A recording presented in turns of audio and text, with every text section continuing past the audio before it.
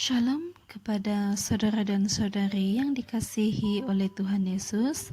Pada hari ini saya akan menyampaikan sebuah renungan yang bertajuk Bencilah Kejahatan. Selama ini terkadang kita tidak pernah menyadari bahwa hidup kita begitu akrab dengan kejahatan. Bahkan kalau mau berkata jujur, selama hidup ini kita sudah terlanjur bergaul karib dengan apa yang dinamakan kejahatan. Sehingga kita tidak pernah menyadari bahwa apa yang kita perbuat merupakan kejahatan di mata Tuhan. Padahal, sebagai orang yang percaya kepada Tuhan, kita harus hidup mengasihi Tuhan, dan itu artinya kita harus membenci kejahatan. Kejahatan adalah produk yang dunia ciptakan, dan bila kita terus tinggal di dalamnya, maka suatu saat nanti kita tidak akan dikenal oleh Tuhan. Dan sebenarnya ini sangat mengerikan. Tetapi banyak sekali anak-anak Tuhan yang tidak mau menyadari akan kenyataan ini. Ketidaksadaran banyak orang percaya yang tetap tinggal di dalam kejahatan karena selama ini mereka sudah terlanjur bergaul karib dengan kejahatan. Lalu, bagaimana kita dapat membezakan apa yang merupakan kejahatan di mata Tuhan?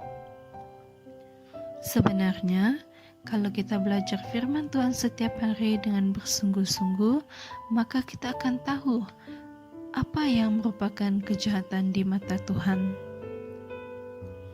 Salah satu contoh sederhana, jika selama ini kita lebih memilih untuk hidup mengikuti hawa nafsu dunia dan segala keinginannya, maka sesungguhnya itu adalah merupakan kejahatan di mata Tuhan, dan tanpa kita sadari, kita telah menjadikan diri kita musuh Allah.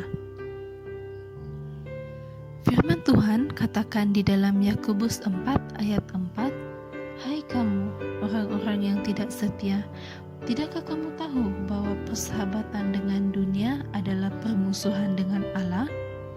Jadi, barang siapa hendak menjadi sahabat dunia ini, ia menjadikan dirinya musuh Allah."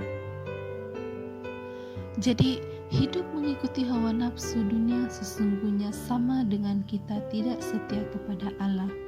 Dan orang yang tidak setia kepada Allah, sesungguhnya ia telah menjadikan dirinya musuh Allah.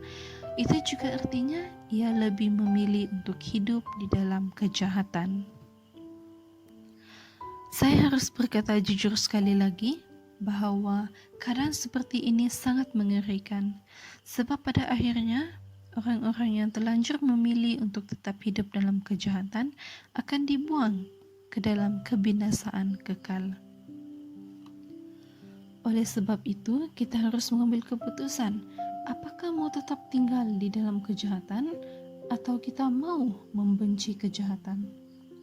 Membenci kejahatan sama dengan kita memilih berada di pihak Allah. Firman Tuhan mengingatkan kita di dalam Mazmur 97 ayat 10, "Hai orang-orang yang mengasihi Tuhan, bencilah kejahatan. Dia yang memelihara nyawa orang-orang yang dikasihinya akan melepaskan mereka dari tangan orang-orang fasik." Jadi kalau kita berkata bahwa kita orang percaya, kita mengasihi Tuhan, kita anak Tuhan, maka mulai saat ini bencilah kejahatan. Jangan hidup lagi di dalam kejahatan.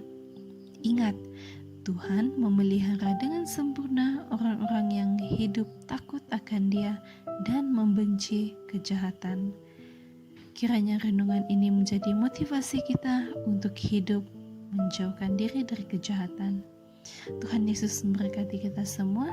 Amin.